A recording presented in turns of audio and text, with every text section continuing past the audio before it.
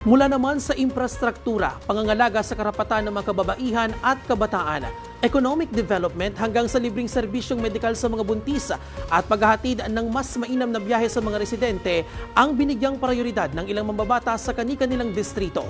Nagbabalik si Faith Santiago.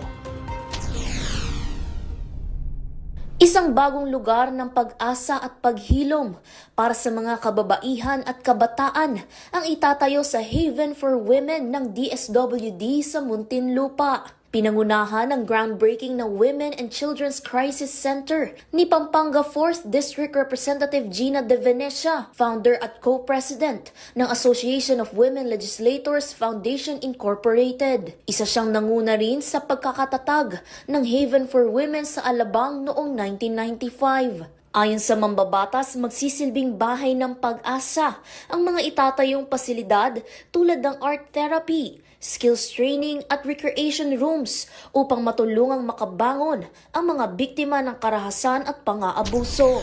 Samantala, dumalo si Cotabato 3rd District Representative Samantha Talino Santos sa turnover ng Palma Perez, La Suerte Road sa bayan ng Emlang, Cotabato. Inaasahang mapapabilis nito ang biyahe ng mga residente, mapapadali ang paghahatid ng mga produktong agrikultural at mapapalakas ang ekonomiya sa mga karatig na komunidad.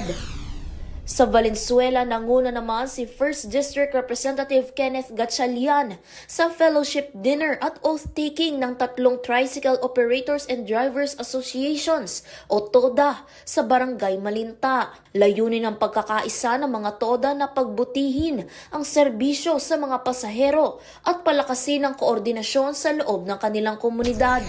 Samantala, mas pinalapit pa ang mga serbisyong pangkalusugan sa Camarines Sur sa pangunguna ni 2nd District Representative Luigi Villafuerte. Nagsagawa ng medical at dental mission para sa mga buntis sa bayan ng Minalabak upang mabantayan ang kanilang kalusugan habang nagdadalang tao. Naghatid din ng libreng check-up at gamot sa mga residente ng Barangay Balogo sa Pasakaw. Bagay na malaking ginhawa dahil hindi na kinakailangang bumiyahe ng malayo para magpagamot. Para sa totoong balita sa Bagong Pilipinas, Faith Santiago, Congress News.